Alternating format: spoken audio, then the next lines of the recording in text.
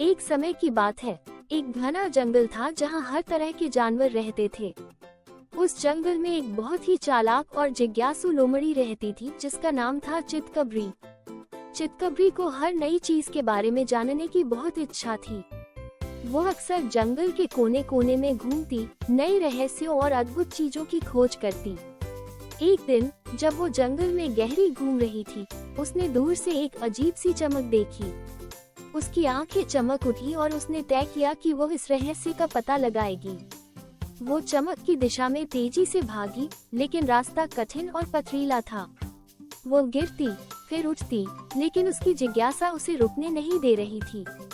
कुछ समय बाद चितकबरी एक पुराने और घने पेड़ों से घिरे एक अद्भुत झरने के पास पहुंची। झरने से बहते पानी में इंद्रधनुष के रंग दिखाई दे रहे थे और पानी से हल्की सी धुन सुनाई दे रही थी, जैसे किसी संगीत का स्वर हो। चितकबरी ने कभी ऐसा कुछ नहीं देखा था। उसे लगा कि यह कोई साधारण झरना नहीं है। वो झरने के पास जाकर उसकी धारा को ध्यान से देखने लगी। तभी अचानक उसे एक बूढ़े कछुए की आवाज सुनाई दी। ओह, क्या तुम इस जादुई झरने के बारे में जानना चाहती हो? चितकबरी ने मुड़कर देखा। एक बूढ़ा कछुआ धीरे धीरे उसकी ओर आ रहा था। चितकबरी ने उत्सुकता से पूछा, जादुई? ये कैसे जादुई है? कछुए ने मुस्कुराते हुए कहा, यह कोई साधारण झरना नहीं है। इस झरने का पानी केवल उन लोगों को ही लाभ पहुंचाता है जिनका दिल सच्चा और इरादा नेक हो। लेकिन अगर कोई स्वार्थ या धोखे से इसका पानी पीने की कोशिश करे तो उसे बड़ी मुसीबत का सामना करना पड़ता है। लोमड़ी के मन में सवालों का सैलाब उमड़ पड़ा। क्या तुमने कभी इसका पानी पिया है? चितकबरी ने पूछा। कछुआ हंस पड़ा और बोला, मैं बूढ़ा हूँ, मेरे पास तो सच्चाई के अलावा कुछ नहीं है। मैंने इसका पानी पिया और इसीलिए इतने सालों तक जीवित रहा। पर याद रखना, लालच करने वालों के लिए ये पानी विष के समान है। चितकबरी के मन में हलचल मच गई। वो सोचने लगी, क्या मैं इस पानी को पी सकती हूँ? क्या मेरा इरादा नेक है? उसे याद आया कि कई बार उसने छोटे जानवरों को परेशान किया था और अपने स्वार्थ के लिए दूसरों को धोखा दिया था। उसे चिंता होने लगी कि कहीं उसका दिल सच्चा न हो। लेकिन फिर उसने खुद से वादा किया कि वो अब से नेक काम करेगी और किसी का नुकसान नहीं करेगी।